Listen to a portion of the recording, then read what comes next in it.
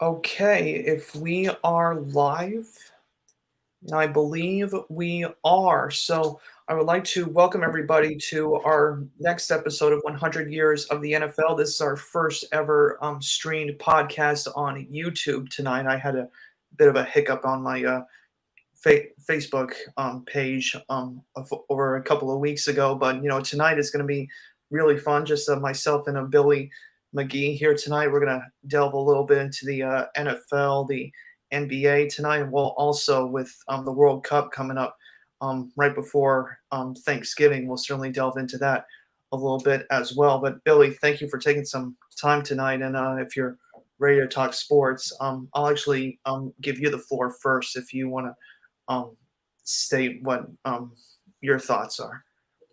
Oh, I'll lead off. I have immediately something to talk about since the last time we met. My favorite team has a new head coach, Jeff Yep. Saturday, which I actually liked that when they hired him because I love Jeff Saturday. And like, what could go wrong at that? Like, the team is not good so far, and they ended up winning. They beat the Raiders. So Yep. with Jeff Saturday as the head coach, which I thought was funny because like 2 weeks before that game, before he got hired, he had tweeted out the Raiders suck.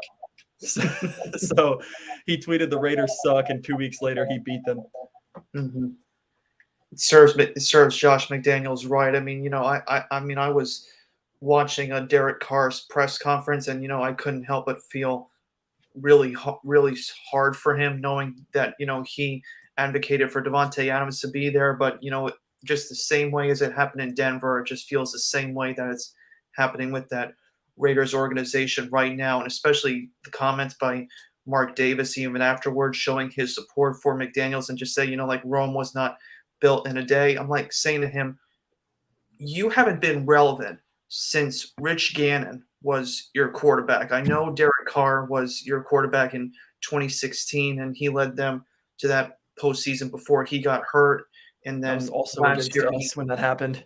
I He broke his leg against us too. So they just have some bad fortune against us, against the they do. Colts. And yeah, So. I really thought Carr was the MVP favorite that year in 2016. Oh yeah, he was but then, amazing that year. right, but then last year, of course, he leads them with Rich Bisaccia as his head coach. But like I said, I they was just surprised they didn't retain Rich. Rich as I their head know, coach me because too. I loved him. He I did did so too. good filling Yeah. in, and I believe he's in Green Bay now as a special teams Yeah. coordinator.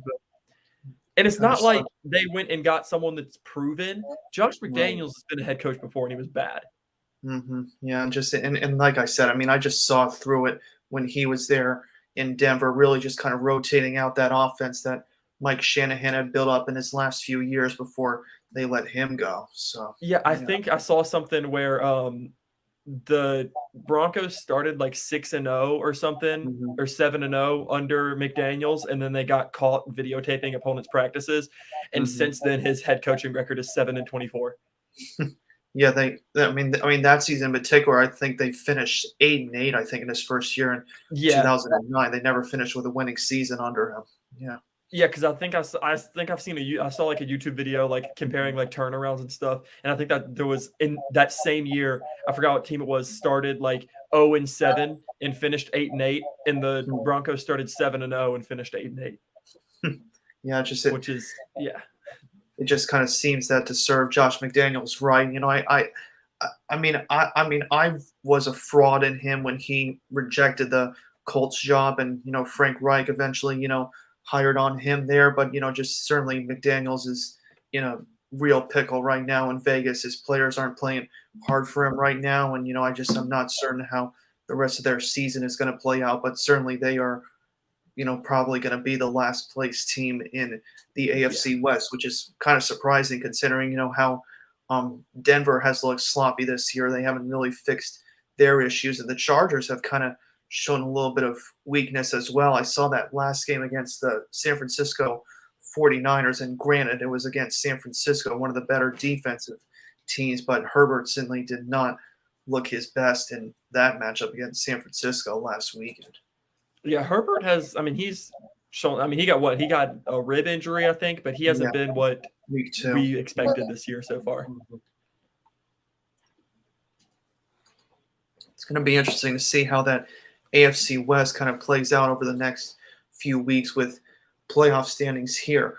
But looking at a drastic change in the standings here, we're just going to quickly delve into the AFC East right now, which has certainly been, one of the better divisions in quite some time. I can't even remember the last time that all four of these teams have had winning records through 9 games, with Miami now at 7-3 in first place in the AFC East. Jets and Bills tied at 6-3, and the Patriots at 5-4. And people are kind of buzzing about Tua Tagovailoa being an MVP favorite and everything. But what I will say is this about Miami before we just kind of give our snippets on the other teams here. What I'm more impressive of Miami is knowing how much they've adopted that similar style that Tua has had success this year, kind of the similar way, as I mentioned, kind of putting Tua Tagovailoa in a Smith similar to what Alex Smith did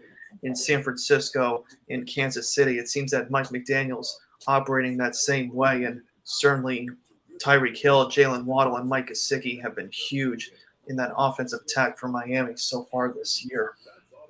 Yeah, I was surprised. I don't know the exact number, but Tyreek Hill has not put up many touchdowns, but he's on pace to shatter the yards record, I think. Yeah, I think he's only got 4 receiving touchdowns, I think.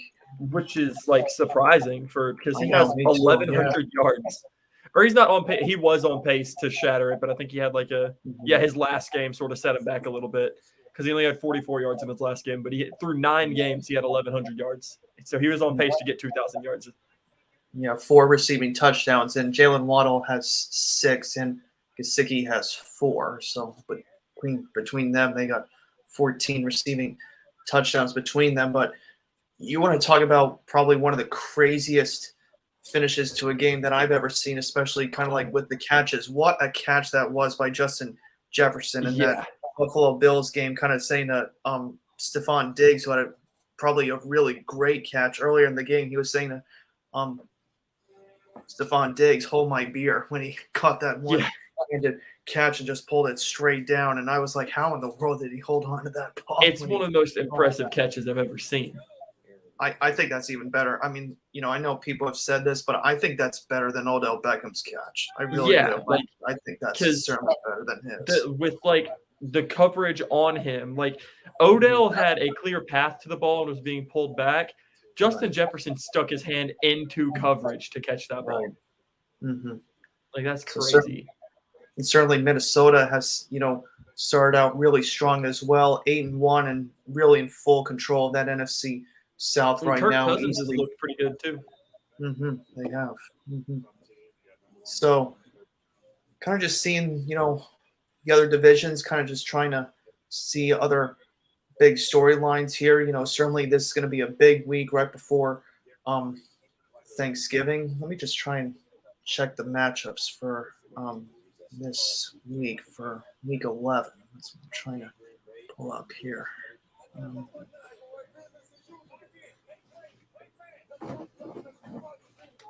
do we got here?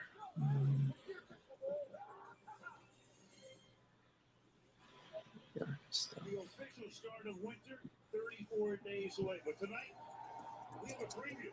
26 degrees in Green Bay and 80,000 hardy souls are settling in to watch Aaron Rodgers and the Packers all set to take on Derrick Henry and the Tennessee Titans on Thursday Night Football. Al Michaels along with I can overhear Al Michaels and a Kirk Herbstreit from here. I'll even ask you this. Just going into that matchup. How do you like? I'll turn that down a little bit, just.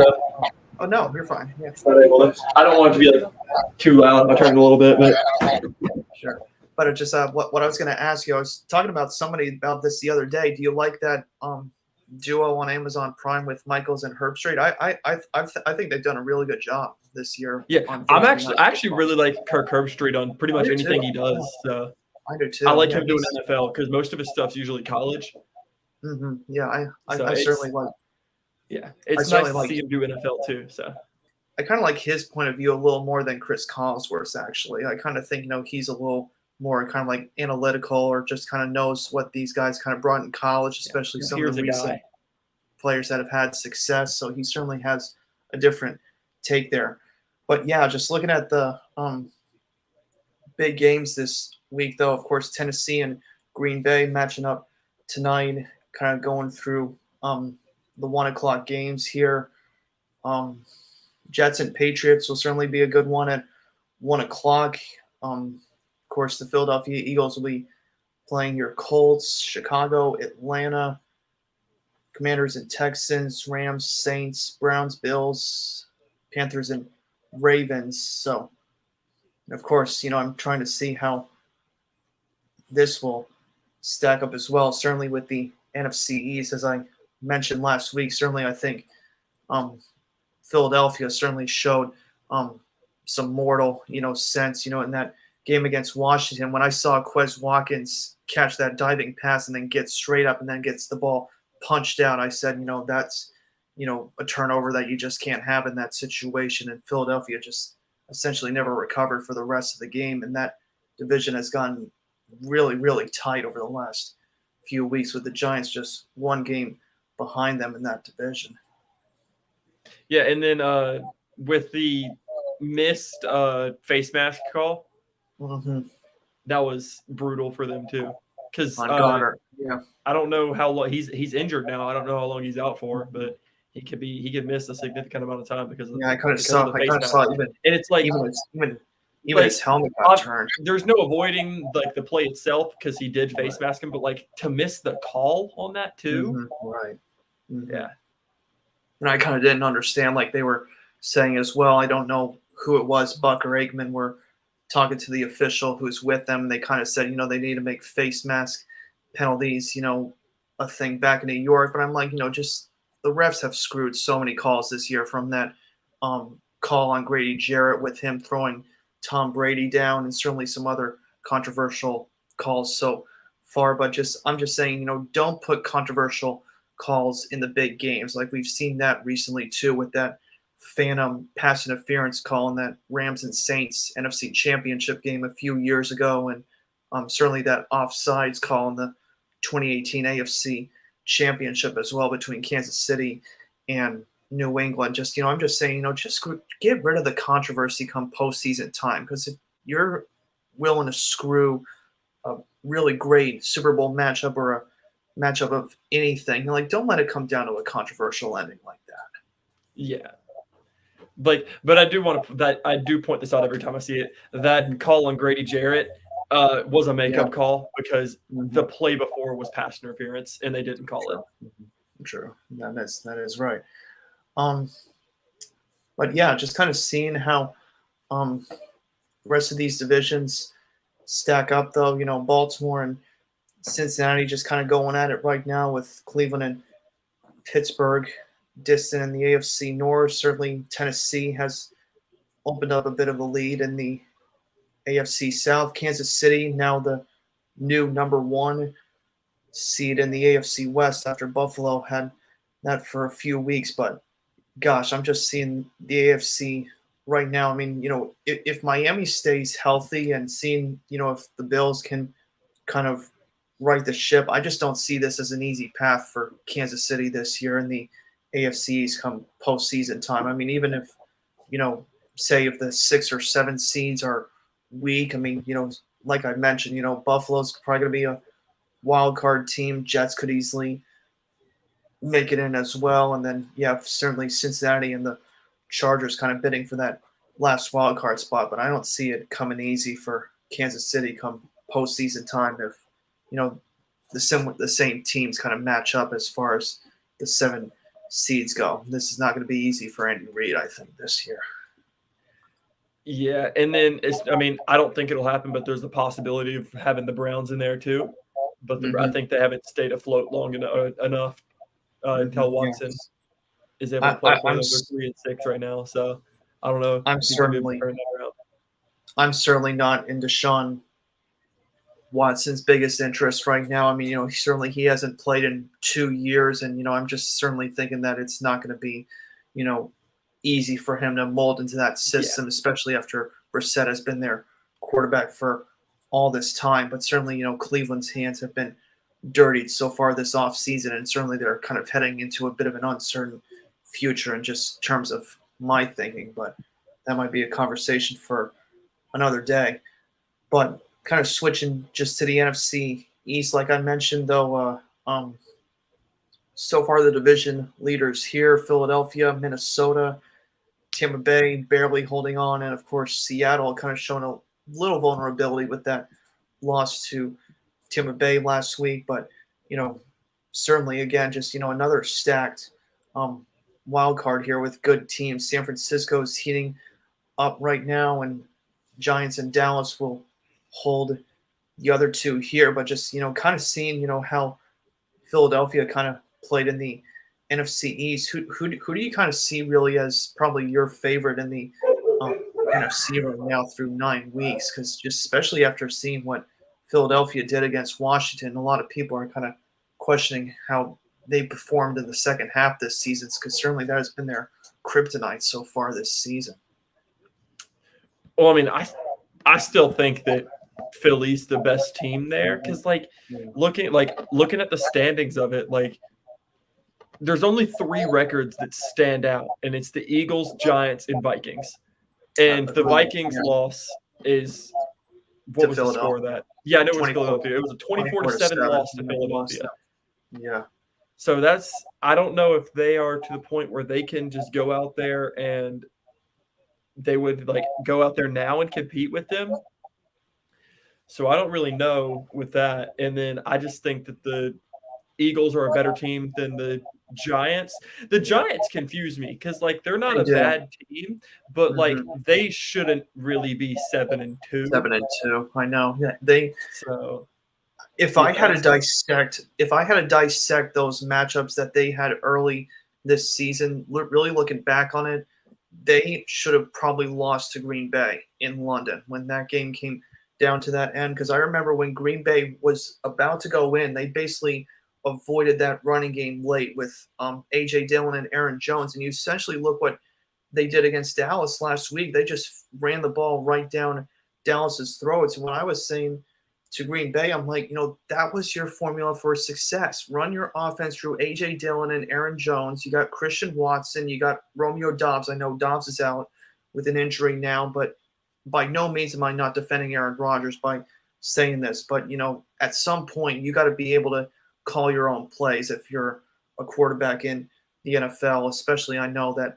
LaFleur has had, his play calling duties kind of scrutinized recently. But of course, you got to be your quarterback there. You got to just call your own audible and say, hey, Aaron or Dylan, I see a draw play or a chance for something here. And that's what he should have done against the Giants. That game should have easily gone to overtime in that one there. And then, say what you want to say about that next game that they beat Baltimore at. But, that was another instance when they just kind of went away from that running game because Kenyon Drake ran all over them in that matchup. But then Lamar Jackson threw that ill-advised interception to Julian Love. So, I mean, I could say that, just their opponents made mistakes, but I really like the way that the Giants have played smart, hard, and knowing that they have won almost every game that they've had, all 7 games by 1 possession. But certainly their 2 losses, they lost to Seattle by 14 right before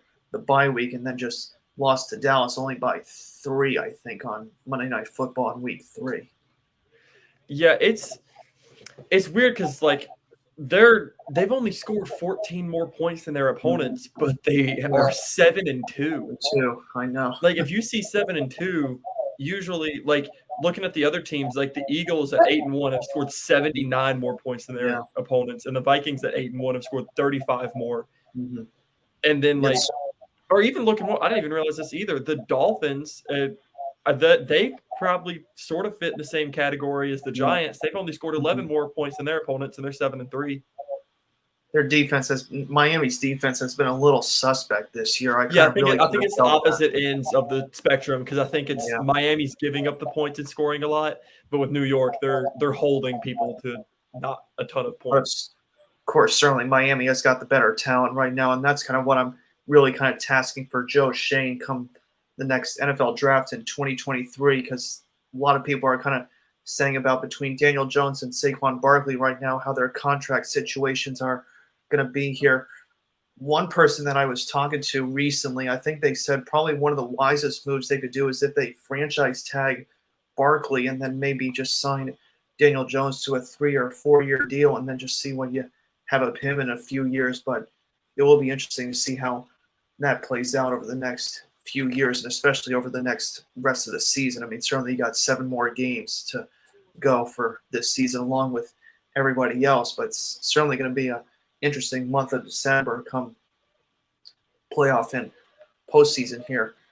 But other than that, I think we just kind of really just ran through everything here. Was there like any other NFL things you wanted to discuss before we move on, or Not that I can just think of. I have to probably go back. Oh, this is while I was looking at standings. This is interesting. This is just wild to me. There's one team in the AFC South with a positive a winning scoring record? differential, Yeah. and it is the Jacksonville Jaguars, who have 11 more points than their opponents have scored. The Titans have scored 2 less points than opponents at 6-3, and they have a winning record. I will say this, not throwing any shade on this division right now, but my eyes really certainly right now seeing on Houston at 1-7-1 right now. As I kind of mentioned, my cousins in that broadcast we had in July, what I was just kind of saying to them is certainly, when they hired Lovie Smith instead of keeping David Culley last year, they only won 4 games under Culley. If they can't win at least 4 games with Lovie Smith this year, my eye's going to be on him. I mean, if you're going to dump Lovie Smith the same way as you did for Culley and you just want to hire somebody else, you got to stand up in front of the media, both him and the McNairs, and say what's happened to this organization. You had a chance to beat Kansas City in the playoffs in 2019. In the last 3 years, you've had 3 different head coaches. So yeah, it seems like their coaching situation is like the Colts quarterback situation. They're just getting a new one each year, just a Band-Aid guy until they're like, well, who's going to be the guy for a while? And they don't have a plan. But I will say this, Matt Ryan did look pretty good in that. Yeah, Matt Ryan did look good, but he's Raiders, not he can't be the answer when he's 37. Right. Yeah, just you want a star quarterback, like a star, franchise quarterback, and you're not getting that from a 37-year-old that is not well removed. I'll say that is removed from his prime. He's not that far out of it, but it's not like Tom Brady or Aaron Rodgers or something on your team. I'm certainly thinking that, if Chris Bauer plays it right here, I wouldn't say, I wouldn't go all in on drafting a quarterback, in the first 3 rounds next year. But, kind of seeing how Sam Allinger performed in that matchup against Washington, I just don't know if he is a long-term solution. As I said, of course, with Archie Manning committing to Texas as well, certainly Texas has not been a stronghold for quarterbacks in a long, long time. You got to go all the way back probably to the Bobby Lane era back in the 1940s when he was there at the University of Texas. So. Yeah, I mean, hey, if we want to wait it out and draft another Texas quarterback, and next year we can draft Marvin Harrison Jr. and we can draft Archie Manning in a few years. I'm down for Manning and Harrison again with Reggie Wayne as the receivers coach. That'd be great. He is tearing it up at Ohio State right now. And speaking of, let's go ahead and just delve right into this. And I have to say, congratulations to Georgia taking down Tennessee last week, as both you and I called it. Strike that, not Tennessee. It was 2 weeks ago. It was Tennessee, but we haven't met since before that. So yeah. Yeah. So they beat Tennessee, and then who they beat last? Why am I blanking? Mississippi State was last week. Oh, that's right. Yeah, beat Mississippi State. Where they kind of struggled a little bit. Kind of did. Yeah, that was a weird. But still won by 20 something. Mm-hmm. Yeah, that Emmanuel Forbes for Mississippi State. I had him as one of my really good defensive players to watch this year. I think he picked off Bennett, I think, once in that game. But certainly that's going to be a prize prospect for them. But kind of looking at current standings, trying to just pull this up here, not the standings, probably just the current polls, because that's how we've kind of. I believe that it's the top 4 stayed the same. I believe for the college football playoff rankings. Yeah, so Georgia, Ohio State, Yeah, the Michigan. only change was Oregon lost, so they dropped. Yeah, I will say this: how crazy is that Pac-12 right now? I think there's like 4 teams at 8-2, and USC's at 9-1. So whoever really kind of And comes out of the what I think rest of is those funny with the teams, will Pac-12, have a challenge on their hands. there is a circle of teams beating each other in the Pac-12. So you can pick out one team, and they lost to a team that lost to another team, and it goes all the way back around. You know, I would love to see if Washington could make the Pac-12 right now, because I've seen Washington over the last few weeks beating Oregon State and Oregon in back-to-back weeks. That Michael Penix, I think he is going to be a stud in the NFL. I mean, I saw him a little bit at Indiana, kind of there. I have hopes for him. My memorable thing from him when he was at Indiana, I believe it was against Penn State in the COVID year, where he laid out to get into the end zone, and that was that controversy there. But just that, like, to go and do that, to attempt that was like, that was crazy, because he barely got in there if he did. I wouldn't say he's a first round pick yet, but I would say, if he continues doing what he's doing over the next few weeks, I think whoever drafts him, I think, you got to give him a chance. He's got a really good arm from what I've seen of him this year, but kind of seeing the other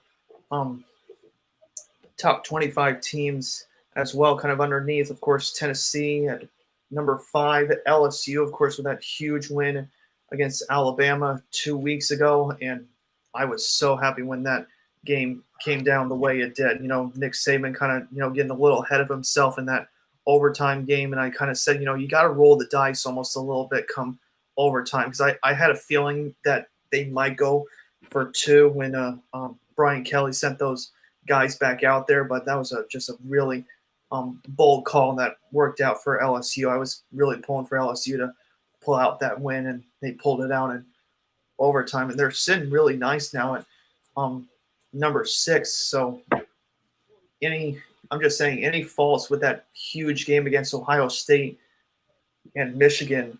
And then they play Georgia in the SEC championship. So if they win out, LSU will be in the playoff. If they're at 6 right now, they'll jump either Ohio State or Michigan with the loser of that. And then if they beat Georgia, there's no way they miss it if they also win their next 2 games in the regular season.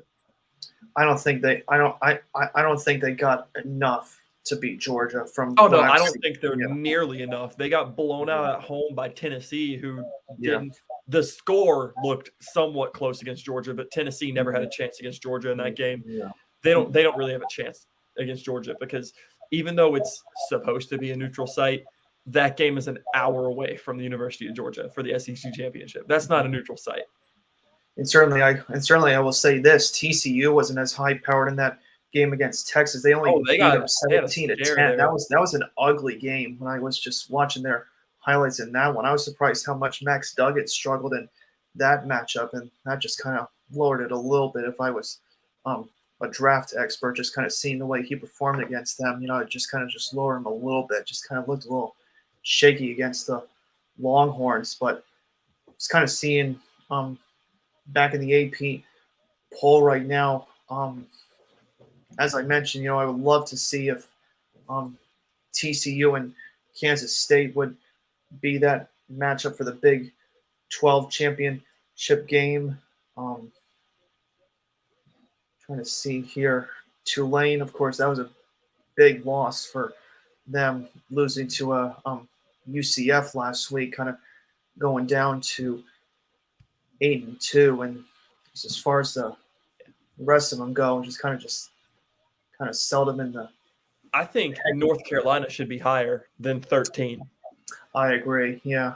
Although their defense isn't very good, and they've had some close wins. Like, they barely beat App State, they barely beat Wake Forest. But if you blindly look at their resumes, Drake May should win the Heisman. He needs to. Like, he is, I think, like 3,900 passing yards and 39 total touchdowns, including his rushing, with like 3 interceptions. And of course, wipe away anything about Mitchell Trubisky as well, if he keeps performing of what he did, because Trubisky had such a slow start. His numbers really at North Carolina weren't anything to write about. But if Drake May sticks, if May sticks around for, if Drake May sticks around for 3 or 4 years, if he runs the gambit, if he stays until he's a senior and does it, but I think he might come out as a junior. I just don't know. Yeah, well, he's eligible for the draft after next season because he's a redshirt freshman right now. Yeah, I usually don't like it when quarterbacks, are either like redshirt sophomores, like when Johnny Manziel did that when he came out. I said there's no way he was ready for the big time when he was drafted by Cleveland there, and then they just kind of used him so weirdly in that year after. I can't remember like the last time there was a major like high pick quarterback that came out as a redshirt sophomore. I want to say, was Dwayne Haskins I believe Dwayne Haskins was a redshirt sophomore when he came out. Let me see. Yeah, he only played although they are the same age as juniors. Yeah, although they are the same age as juniors, that one less year of playing really makes a difference. Right.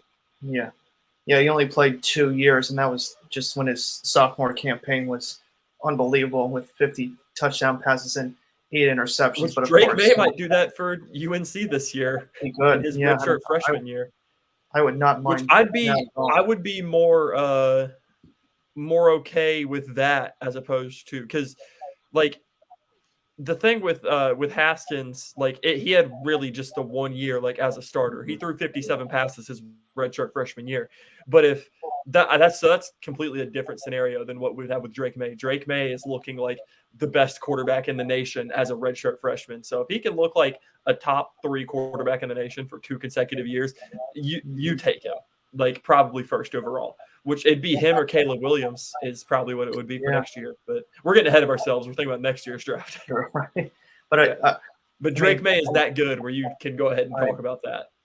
I agree. I certainly think, with Caleb Williams as well. Just what I've loved so much this year. I know, as I just was mentioning about Michael Penix at Washington, I just love how smart some of these players are, these people in college, really using that transfer portal so well last year. Kind of just really like Bo Nix really helped himself when he went to Oregon. Yes. Bo Nix has done really, really well. I mean, of course, he looked like a shell of himself in that first game against Georgia. But it's the first game with a new system, new team, moved all the way across the country from where he grew up in Alabama. So moving from Alabama to Oregon is a shock to just do that all of a sudden. But he is, I believe he had, I don't know exactly what it was what he did this week, what his numbers were, but I think he had like 13 rushing touchdowns going into this week, and he also had like 23 passing touchdowns to go with that. Make sure you get the dual threat quarterbacks when you can. I was trying to see here.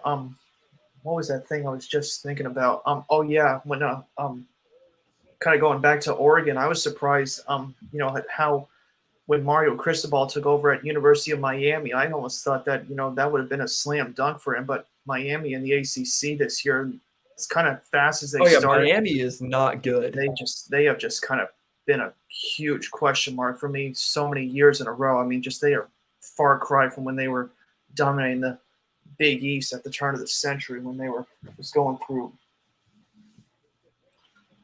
Yeah, because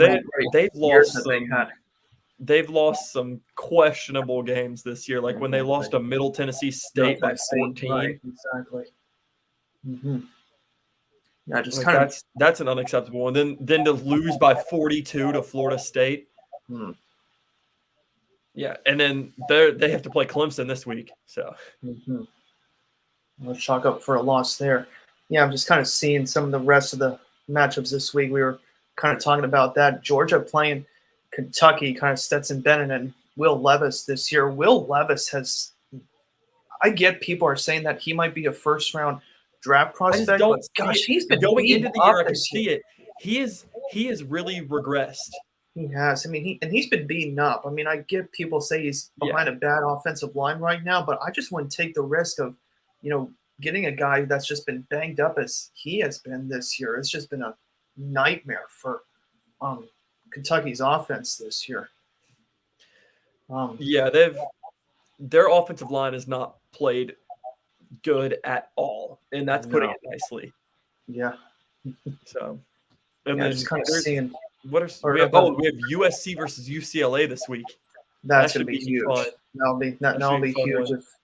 if USC beats them. And I'm trying to Utah and Oregon too. So the Pac-12 has some good matchups this week. So Utah and Oregon. So that's an 8-2 there. So probably I would just ask you this. Just kind of as I mentioned earlier. So the 4 teams that are 8-2. So it's Utah, Oregon, UCLA, and Washington. So coming out of that Utah and Oregon game, if you had to pull one, who would you pull for? I guess in that one.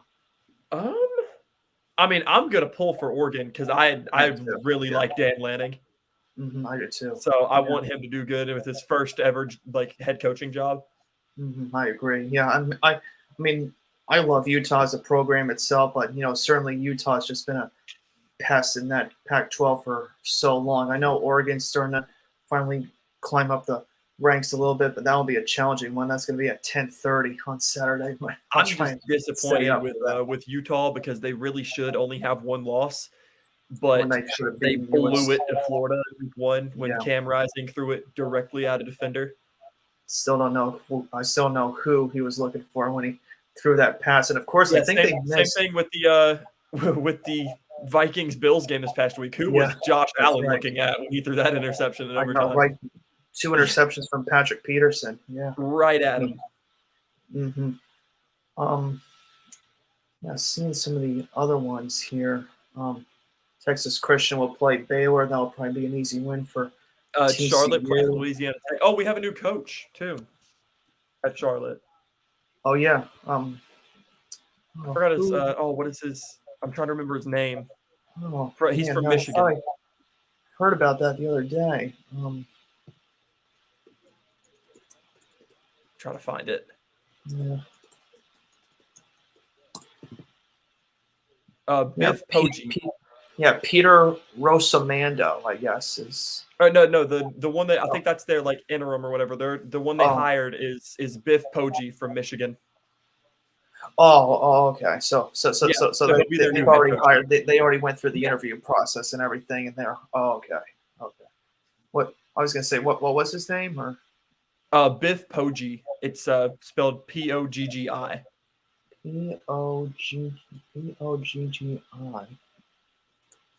Yeah, it tells me how to pronounce it on there, so I didn't mispronounce how it says the pronunciation. 5-year deal they gave him. Yeah.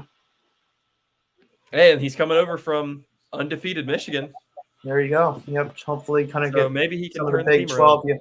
You tried Brad Lambert from Marshall University, and then you had Will Healy from FCS Austin P, and now you're into the Big 12 to try and see if you can reap the rewards from Jim Harbaugh's coaching staff.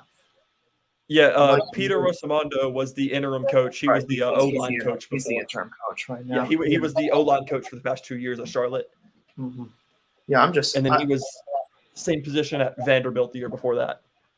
As I said, my feeling is that when Charlotte moves into the AAC next year, I mean, as I said, that conference is going to be in so much turnover. Certainly Cincinnati, UCF, and Houston leaving for the Big 12. I'm certainly thinking, Tulane's certainly going to be tough. Navy's going to be tough. Memphis is still going to be there too. I mean, but I would love it by year 2 or year 3 when they're in that conference. If they can't have a winning record by then there's a bit of an issue going on. But, I would just love to see just that energy like we had back in 2019 when we had that magical run in that second half before we lost in that windstorm in that Bahamas Bowl against Buffalo, and that hurricane was coming in. The wind was just howling in that game when I was watching that on ESPN. Yeah, I remember watching that game vaguely. I don't really remember what happened much in it, but yeah, it was a blowout by Buffalo. I kind of had a feeling Buffalo was going to win that one against them. Hopefully, Biff Poggi can turn the program around. Mm-hmm.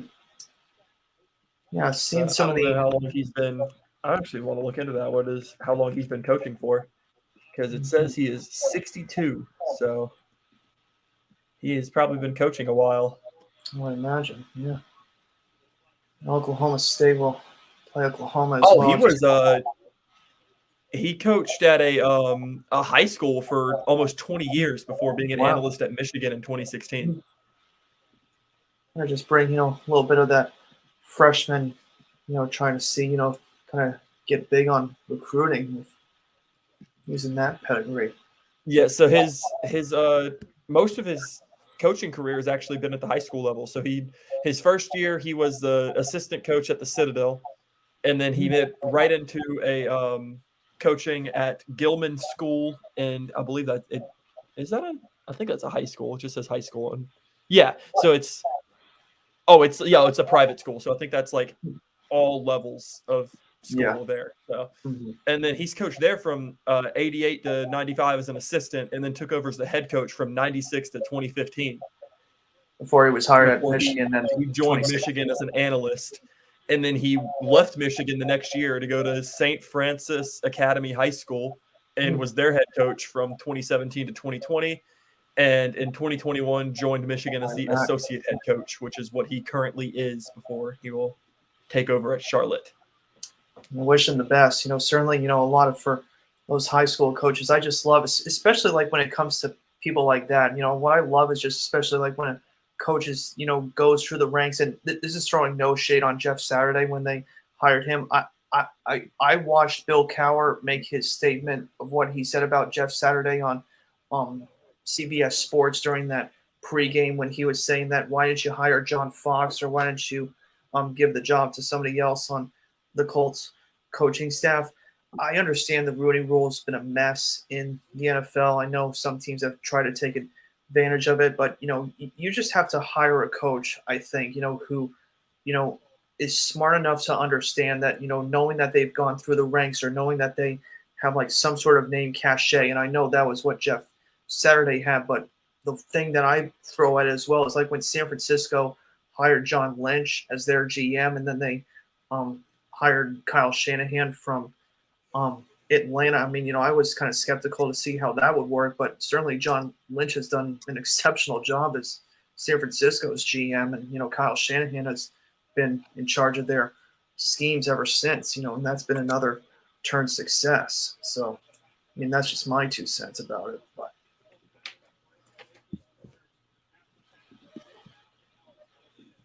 and I think that's probably all for college football, because if we were talking about Charlotte and college football, we were probably grasping at some straws there.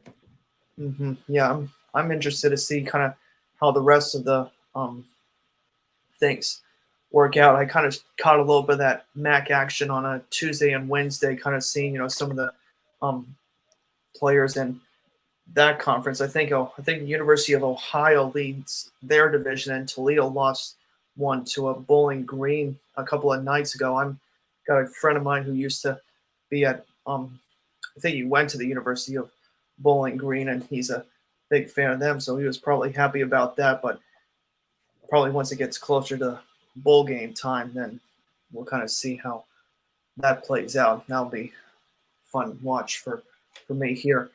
Let's go ahead and delve quickly though into our next one, and then I think we'll then finally just kind of talk a little World Cup after this.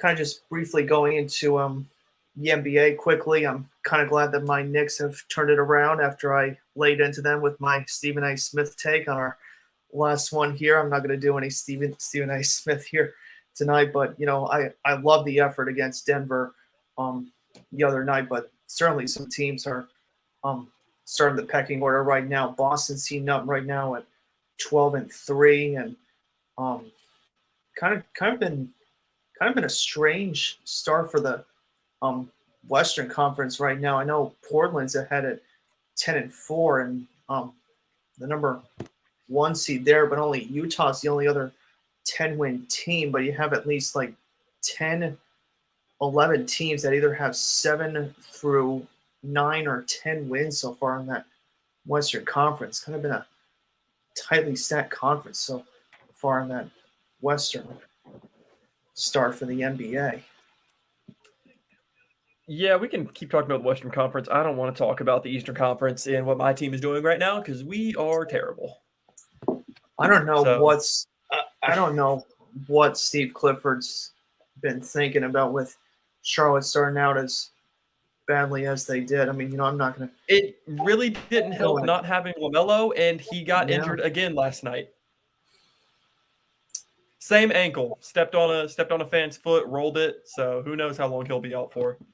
I mean, I almost feel like there's going to come a point when I'm probably going to have to send you a video when Charlotte was at least any good back in the 90s when they had all those great teams, Larry Johnson and those guys and everybody there before Johnson went to the Knicks and everything. But I mean, I just don't know how they disappeared from just how good they were in the 90s to just not even really it's a completely new team. Like it's a new team. That team moved to New Orleans. So exactly. It's just man alive. And then at this point, I'm just ready to throw the season away. Just tank it. I want Victor Wembanyama. I've been seeing a lot about him recently. What I'm surprised about is just like how skinny he is, especially just kind of like the lower part of his body. I was like, how in the world is this guy, gonna body up? I mean, he's gonna be a power forward or something, or I don't know if they're gonna switch him to a point guard, but I'm interested to see, if they're gonna try and move him out just to kind of protect him a little bit, unless he's gonna bulk up and just get a little more muscle, on his lower body, trying to match up with some of the bigger power forwards in the NBA. Well, I think it's the same concern with Chet Holmgren. Yeah, needs to do that too. Which Chet's gonna miss all of this year with an injury. That's right. Yeah, but just probably just not delve so much here. I was just kind of seeing as far as like the MVP tracker right now, Luka Doncic has been the heavy favorite so far. Jason Tatum, Giannis distant third as well with him, Nikola Jokic in Denver, and Steph Curry a really distant number 5 right now. But it's early. It's only 14, 15 games in for all these teams here. But what I will say is this, just kind of looking ahead, too far ahead probably for my taste here, but just, last thing on the Knicks before we just probably go into the World Cup here and just kind of talk a little bit about something else. But just, as far as the Knicks go, just have a winning season this year. Just, I understand that, Brunson has been a nice piece for your team so far, and, Julius Randle and those guys are trying to start to finally fit in. But, just have a winning season this year. No distractions from Dolan, no distractions from, anything else. Just, have a winning season and just get right back to where you were 2 years ago when you played Atlanta in that first round. I know they lost 4-1, but, just get back to your winning success. It's not that hard. Yeah, I mean, I wish I could even have hope of my team possibly having a winning season this year. All right, well, let's go ahead and then jump into our next item of business here. So the World Cup, it's going to be really fun here. First matchup set, I think, is Sunday, November 20th. Yep, there is one game on Sunday. Will be against Ecuador at 11 a.m. So certainly, if anyone's going to be watching between the World Cup and football, if those two overlap, that's going to be interesting here. But certainly going into the Group B stage where the United States is, we were kind of talking about this before the broadcast with England, Iran, us, and Wales. You were kind of saying that if they would lose to Iran and Wales, you'd be okay if they beat England. Just beat England. That's all I want. Right. I'd like to make it out of the group stage. That'd be cool. But just beat England. Mm-hmm. Yeah, seeing some of the other teams, just kind of throwing just the other group stages out. Group A is Qatar, Ecuador, Senegal, and the Netherlands. So that's kind of a bit of a weak one there with Netherlands and Qatar. Ecuador and Senegal would probably go at it. I just don't know. It just seems like the Netherlands might be a little weak for me, along with the host city there. Group C, Argentina, Saudi Arabia, Mexico, and Poland. So Argentina and Mexico could go at it in Poland. That group. Poland has a good team too. Yeah, I forgot because they have. Why am I blanking on his name? Swiderski. Yeah. No, they have like Swiderski is like pretty good for them. I'm blanking on. Oh, what is his name? I'm looking at Yeah, his name now because it's going to bother me. Lewandowski. Lewandowski that's is it. one of the best players in the world Yeah. on Mhm. that team. So they have him, and then obviously Charlotte related. They have two Charlotte FC players on the team, Yeah, and I'm hoping that Jozwiak and Swiderski on the team. Swiderski. Yeah, I'm hoping that Swiderski can be an asset for that team. Kind of give Charlotte Or at FC a least I little believe. hope I going don't know. into the Actually, I don't know if Jozwiak made the World Cup team. I knew he was on the like. Yeah, I don't think he made it on the team. I guess they just have Swiderski then, because I know he was on the team like over the summer, I believe, or he's been on the team before. Yeah. So, but they have Certainly, Swiderski over there. yeah. If that's the case, might sign me up for Poland to be like the upset favorite against Mexico and Argentina. I'd like to see some upsets in some of these group stages here. Moving on to Group D here, got of course tough France in this one with Australia, Denmark, and Tunisia in Group D. So France could easily be the runaway favorite in that Group Oh, D there. they should easily be the runaway favorite Yeah, with no with question how there. good, how much talent they have, how good France Mhm. is. I was pleased with that sensational story that Denmark had. I can't remember if it was last year or the year before when they were playing in the EuroLeague. I think it was when they kind of had that magical stretch for a little while. But I just don't know if that can translate. Them in here at the World Cup stage. But I remember watching the Euro Cup a few years ago, and I thought it was Denmark who made a pretty good run in that before they lost. I think they lost to England. I think is who they lost to be knocked out. Um, Moving on to a Group E here, gonna probably have some tough ones here. You got Spain, Germany, Japan, and Costa Rica here. That could be a tough stage there for It Spain, could be, Germany, yes. and Japan. That could be a interesting four-set or three-set there to watch between them. Group F, you have Belgium, Canada, Morocco, and Croatia. People are kind of saying that Croatia could be a bit of a sleeper in that one there. I mean, I know Belgium, is probably going to be the favorite here. I've kind of been hearing some rumors that like Croatia could be a sleeper in that Group F, but I just don't know a whole lot of players. I want Canada to do good. They deserve it. I too. Yeah, They've never done anything. first time since 1986 that they're in the World Cup, and we were kind of just saying about this. They didn't even have a goal in their Didn't have a three goal. games in that 1986 World Cup when they were in the group stage. Didn't get out of it. Group G, probably Brazil is going to be the runaway favorite here. You got Brazil, Serbia, Switzerland, and Cameroon in Group G. So Yeah, easily I Brazil can't imagine how anyone other than Brazil be would that one there. No question. win out in that group. Then Group H, you got Portugal, Ghana, Uruguay, and South Korea. So Portugal probably will be the runaway favorite there. But Yeah, certainly if I had to some. guess, Portugal and Uruguay would probably be the top two in that group. Yeah, but certainly, as I said, certainly if there's going to be some tight ones here, not so much like the runaways here. What were the ones that I was saying that could be like almost like two or three team races here? I think Group E, like I said, Spain, Germany, Japan. And you had Argentina, Mexico, and we just talked about Poland. Group C would be good as well. Of course, Group B for us, kind of a weak group, probably outside of England for Group B, trying to see how that goes. But yeah, certainly some chances for teams to kind of pull some Cinderella stories here in the World Cup if someone's going to knock down some of the bigger opponents here.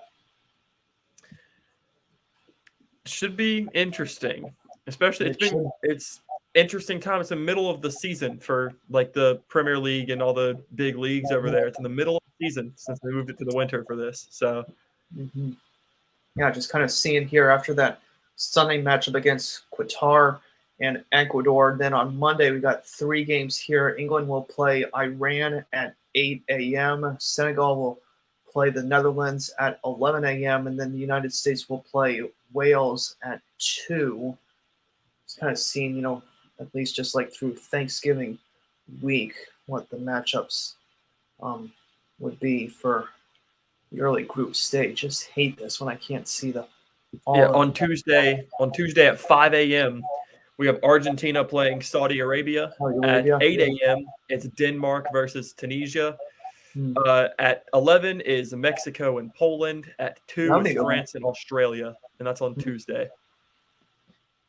And then on Wednesday, we got Morocco and Croatia at 5 a.m., Germany and Japan at 8 a.m., Spain and Costa Rica at 11 a.m., and Belgium and Canada at 2 p.m. And then on Thanksgiving, we have 5 a.m. Switzerland and Cameroon, Uruguay and South Korea at 8 a.m., Portugal and Ghana at 11 a.m., and then Brazil and Serbia at 2 p.m. Hmm. And then Friday, on Black Friday, we have Wales and Iran at 5 a.m., Qatar and Senegal at 8 a.m., the Netherlands and Ecuador at 11 a.m., and then England and the United States at 2 p.m. That'll be a hit. That's gonna be fun. But I can't wait for that one. I can't either. That's gonna be a fun showdown between those two there. But probably just the last item of business before we probably just move on, trying to just maybe just wrap some things up here. But if you probably just had to choose right now, or just kind of like just seeing, probably just if you had to just say, just a random team or whatever, could just probably pull off an upset, and like probably just other than like probably the obvious ones, who would you probably have as like making your Cinderella run here in FIFA, kind of like where dreams are sort of made or crushed, would you say? I haven't thought about that. Yeah. I don't really know. I mean, I would like to like a team I would like to see. I want Canada to make it out of the group stage. That'd be so cool. Yeah, I would. Yeah, I would But like that. I don't know Well, of a team that I think would do it. I mean, yeah, I'm just kind of just seeing, how this plays out here. I mean, of course, I mean, I think it would be cool. I don't know how it would set up like in terms of how like when the knockout stage happens for the tournament. I think Argentina versus Portugal would be a really that'll cool be a good matchup one. to Yeah. have. And if we could get that in the final, that would be amazing to have Mhm. that.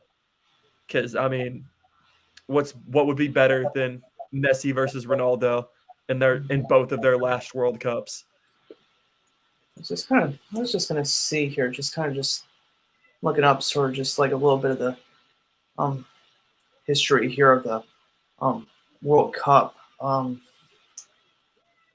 Where is this? What am I looking for here?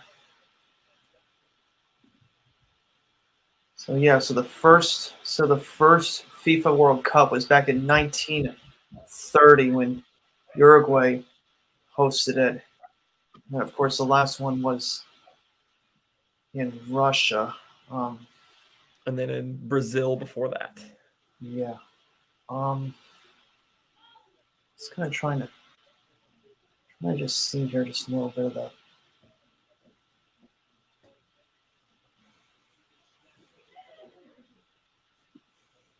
There's like the group stages are just trying to see, from just like history perspective. But yeah, I mean, I'll have to do some research over the week. I don't want to spend, just so many minutes just kind of looking up nonsense or whatever. But it's going to be fun. No, nonetheless, I would love to see the United States kind of make it out of the group stage as we said it as well. But certainly, seeing Swiderski on Poland right now, certainly I'll be pulling for him to perform well for. Yeah, I Charlotte believe FC. he is the only Charlotte FC player on a World Cup roster. Mm-hmm. I was going to say, as far as like the MLS Cup playoffs right now, I know that, of course, Charlotte was out of it, but just haven't really kept track of it much. I just got to become more of a soccer fan like I used to when I was a kid. I mean, I was a Manchester United fan. Kind of, we were talking about you getting the new FIFA game when we were kind of talking about that as well. When I first played, I think like FIFA 05 or 07, just for some reason, I just kind of like the name of them, Manchester United, and that's just kind of like why I just kind of like the name of it or whatever. I don't know, but just that's. Hey, now would be a time to get into it. There's a little bit of a break. Season they're a little bit into the season. There's a break for the World Cup before it starts back up. Mm-hmm. Yeah, just kind of.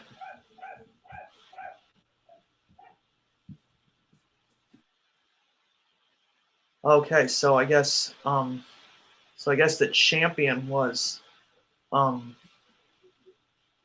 champion was Los Angeles Yeah, it was FC. LAFC. They beat the Philadelphia Union, which in that game went down to penalty kicks. So they got all the way through, and then went all the way through. What do they call it? Extra time is what they call it. They went all the way through an extra 30 minutes of extra time and had to go to the PKs. And LAFC actually had their backup goalkeeper in because their starting goalkeeper snapped his leg on a Philadelphia player, and their goalkeeper that came in for LAFC grew up in Philadelphia, and he ended up beating them. And in PKs, he ended up winning it in there for him. Mm-hmm. Certainly, it's where dreams are made or crushed here, and probably the last thing as well. Kind of just speaking about sort of like in the Thanksgiving sense as well. I know we won't see each other next week, but probably just like the last thing before we wrap up, I would just probably just kind of throw this to you before I give my 2 cents on this. Kind of just going into your Thanksgiving here. If you had to say at least a few things that you're thankful for, or just kind of seeing, with the World Cup kind of going on, probably just seeing sort of like your like favorite upset stories, or just kind of from your personal perspective. Just kind of interested to see about your take on that. We'll start, since it's a sports show. You said what I'm thankful for. I'll just stick to sports. I'm thankful for Georgia being number one, because that's one team that's actually doing something for me right now. The Colts are. I'm thankful for Jeff Saturday. Yes. I think the World Cup is going to be fun. I'm thankful for that. Football, both kinds. We'll call it football since it's the World Cup right now. So we'll say both footballs. Thankful for that. So it's a very fun time to be a sports fan. There's a lot in sports specifically, since that's what this show is a lot to be thankful about for that this time of year. Yeah, certainly for me, I'm just kind of just throwing it a little bit outside of sports. I'm just really thankful for my family. I'm glad some of my cousins are coming down next week. We're gonna hopefully spend some time. I kind of mentioned as well, I think the Hornets play the Timberwolves next Friday, and one of my cousins had an extra ticket, so I'm gonna maybe try and sneak into attendance, and hopefully I can be good luck for your Hornets on Friday against Minnesota. We do. So, they do. Yeah, absolutely. But just seeing the open spot, certainly I'll try and take it if I can get out of work. But then as far as, kind of going into sports a little bit for me, certainly as me being a diehard New York sports fan, I'm just loving that the Giants have started to finally right themselves in the right ship, and, seeing kind of throwing a little NHL here, certainly my Rangers are off to a slow start, certainly disappointing that Igor Shesterkin and some of the guys on their roster are kind of not playing up to snuff. Yeah, I'm certain they're going to turn it around. Certainly they, of course, advanced all the way right to the doorstep of the Stanley Cup before they lost to Tampa Bay last year. But, as far as my Knicks go, I just kind of want James Dolan gone. I just don't, see him. I don't want to be thankful for it, but I just don't, he just has had a strange cloud over our franchise for so many years, ever since he inherited the team from his father, Chuck. And then probably the last one, what was the last team? I said the Rangers, I said the Giants. You just talked about Are you forgetting the Mets? Oh, the Mets. The Mets was my last one. Yeah, and just they re-signed Edwin Diaz for you. And I'll throw this in for the last thing. Did you kind of see that ESPN report, sort of like how they're going to like divide his contract up into it's deferred off in 2042? I don't know. What's the year? I think it's I want to say 2047 is when it's deferred. 2042, I think it was. 2042. Okay. 2042. Yeah, but they love to do that for some reason. I think that's a really smart move by Cohen. I mean, certainly it's a completely different it'd be ridiculous to pay a relief pitcher I mean, although he is a closer and he is the best one, that much money, like $20 million for 5 straight years. Yeah, So you defer that a little bit, and that's and of course I'll say this as well. I mean, certainly it's entirely different from that Bobby Bonilla contract. I still hate they're willingly doing this because this is a good player. They sort of just had to get rid of Bonilla somehow, and that's why they did that one. Yeah, I mean, I kind of liked how funny. I always like when Jerry Seinfeld kind of chimes in on the Mets. I remember reading the one thing, I think, when that whole Timmy Trumpet thing was going on when he came from Australia and he played the bullpen song for Diaz. He said, I think that was the reason the Mets lost the lead in the division. I thought that was a funny spin as only Jerry Seinfeld. While we're on that, since you mentioned losing the lead in the division, how did Buck Showalter win Manager of the Year over the guy who led the comeback within the division and the other guy who won 111 regular season games? And then we can even throw in Rob Thompson, who took the Phillies to the World Series after they were a disaster whenever they hired him in the middle of the season as the interim coach or interim manager. I questioned that myself when that came down, because certainly I thought initially, like you said, about Thompson, and certainly your guy in Atlanta. It should have been Rob Thompson. That's who should have won Manager of the Year. Easily should have been, but certainly I was also probably willing to throw maybe even Dusty Baker into that conversation as well. I mean, granted, Houston was a great team and all and everything. Well, he was on the other side, but he still didn't win it either. It was, I believe, Terry Francona won it for the AL. Sure, right, but still, I'll give that to him because Cleveland was not expected to do anything this year, and they won a playoff series. Absolutely. I caught a few games in that Cleveland and Tim Bay Rays thing, and maybe just probably while we're sticking here, have you kind of heard any rumors or anything in the major leagues about any signings or any moves that your Braves have done? Well, we signed Nick Anderson from Tampa, who has been out a lot of the past 2 years, but he was really good whenever he was healthy. So it's non-guaranteed contract. If he can stay healthy, it's less than $1 million they're paying him. And I believe his last healthy season, he had around a 0.5 ERA out of the bullpen. So for less than $1 million, if he can return to that, that'd be great. And then traded Jake Odorizzi and $10 million for Colby Allard or Allard. I don't really know his last name because that's how it's spelled. He was on the Braves as like a prospect. It's been a while, but they ended up trading him for, I believe that was a Chris Martin trade to Texas, and now he's back. Yeah, I was just kind of I think that's those are the main two. We made another trade for who was it? One of the Rockies outfielders. I want to say it was Sam Hilliard is who it was. I'll take a look. So, I believe that's who it was. I forgot what we traded for that, but we ended up picking him up. And then I haven't really heard much on Dansby Swanson. I want him back, but it's just reading here. Minor trades and then a free agent reliever signing that could pay off if he stays healthy. I was just looking here. I think they just said that Swanson rejected the qualifying offer a few days ago. Which was expected because he'll get more than that. I think the only person. I think there were 2 people that accepted it, and Jock Peterson was one of them from the Giants. And then I don't know if there was someone else that accepted it or not. I think there was, but I can't remember who it was. I cannot remember who did it, but I know Jock Peterson accepted his because why would he not? That's a lot of money. I don't know if he was going to get that per year on the market. So, and then unrelated to the Braves, Justin Verlander is now a free agent. Yeah, he opted out of his deal. I want him in Atlanta, related to the Braves, because I remember hearing last year Alex Anthopoulos was wanting to get Justin Verlander on the Braves for like a 1-year deal. My dad was telling me I think the Mets were interested in him as well.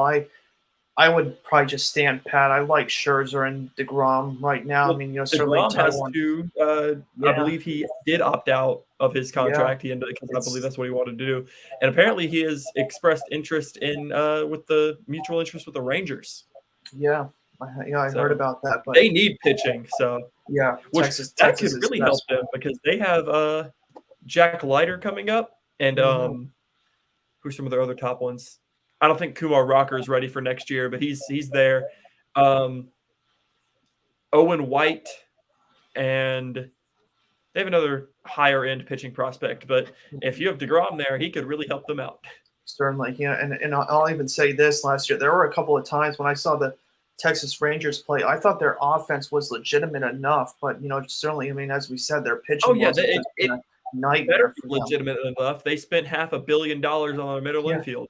exactly, and just I mean, of course, their 68 and 94 record is what it is, but certainly, seeing how Seattle kind of essentially clinched that wild card, and I Oh, and was fortunate with to see. while we're mentioning Seattle, they have made 2 trades in the past 2 days. They traded for Teoscar Hernandez Mm, from Toronto.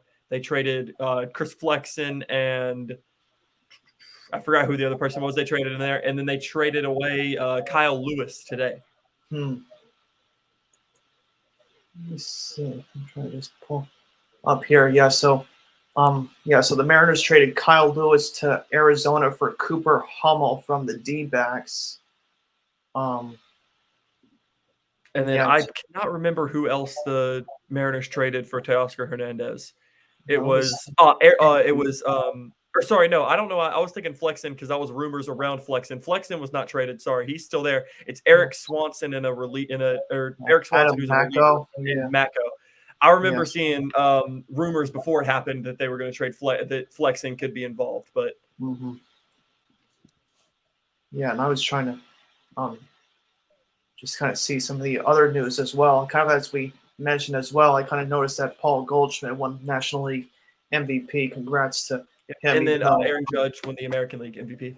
yeah, no surprise. And I will say this. I mean, I know it was so funny when I saw um, everyone was kind of talking about. It just almost seems like on the ESPN shows, like First Take and everything, they usually just don't talk about MLB much unless like if it's the World Series or postseason. But certainly when the Yankees and Mets were going strong, it was like Mad Dog Russo and Stephen A were going at it. I remember like Yeah, this one thing that he said, like saying like, I know what Steve Cohen's plotting, getting Aaron Judge or getting Aaron Judge to the Mets. But I mean, I just think, you got to just spend the money for getting DeGrom and, just kind of just really preserving that pitching staff and going young. I know that they got their players to deal with. Brandon Nimmo, I think, is in a big contract year this year. I yeah, think they're trying to decide he's a if free he's agent going to. right now, I believe. Yeah, I just think, So they have to he's. sign Brandon Nimmo.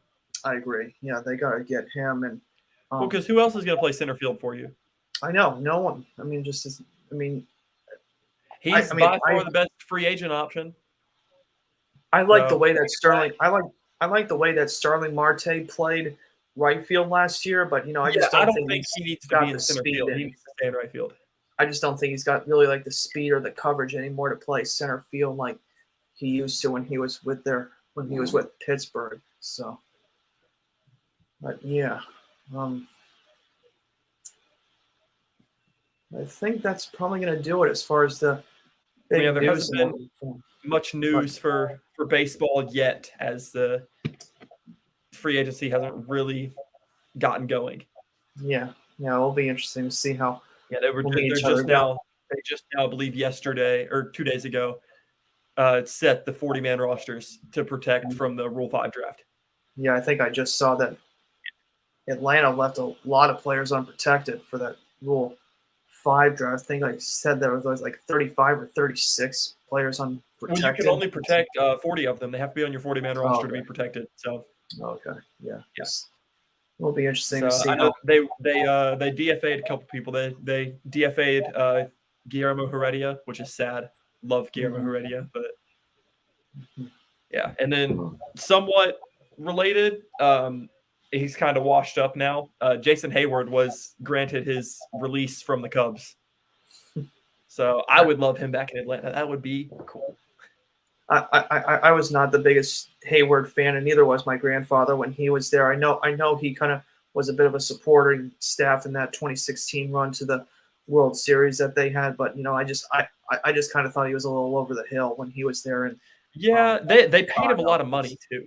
yeah, I just kind of thought that was just I kind of think a they're still waste. paying him like $16 million to not be on the team next year. Yeah, So, just, but if we could get him for cheap, I'd love to bring him back into Atlanta. mm-hmm. What I would love to do as well, especially just kind of not only just delving into this as well, kind of knowing that on my new computer I had my iMovie thing taken down. I'm kind of starting to make my former videos that I used to do on YouTube. I would love to delve like into a Braves history and certainly Major League history, not just cover The Braves this used to be a lot. would, but just I would love to just kind of delve into the history books with some of this, even though it is 100 years of the NFL. But with you and everybody else that we've had as co-hosts, it's really kind of evolved into almost covering like a 3 or 4 team league basis here. But I think we're going to probably wrap this up here. If you want to have the last word, Billy, before we close it down for tonight, go ahead. I don't know what to say. I didn't have anything prepared for the last word, so No, it's fine. I was not expecting you to throw it to me for the last word. Okay, yeah, I usually do if you just wanted to say something, but it's all right. Oh, I'll mention. Actually, I will mention this. As you can see, this side, Israel Adesanya is no longer the champion. He got knocked out by Alex Pereira. Those are both Israel Adesanya posters, but somewhat related. So we don't really talk about MMA here at all. But no, Alex Pereira I usually has now beaten Adesanya 3 times in their martial arts career, twice in kickboxing and once in the UFC. Usually you usually say like those are held in Qatar, right, where the host city is. Is that so they do? Though a lot of them are in Vegas, a lot of them are in New York, and then a lot of them are in Abu Dhabi. So they did a bunch of them over there, like during the pandemic, because they built their own island for it just to do fights. But so I believe this past one was held in Madison Square Garden, I think is where it was. Yeah.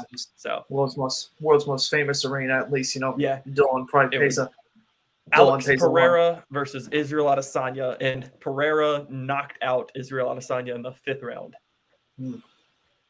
I probably got to try and see, if it's, I used to kind of briefly watch like that Max Kellerman on boxing when he would just go through the boxing legends. Certainly I know of Muhammad Ali and I know of Floyd Mayweather and those guys. I've never really been a big boxing fan myself, but certainly I probably just would have to look into it, just kind of seeing. I'm more into like mixed martial arts than boxing because there's more to it, but boxing is entertaining. I don't really know as much about like the boxers as I do like UFC fighters, but yeah, I do think there's a bunch of people like making jokes about Alex Pereira beating Israel Adesanya because it's the 3rd time he's beat him across 2 different sports.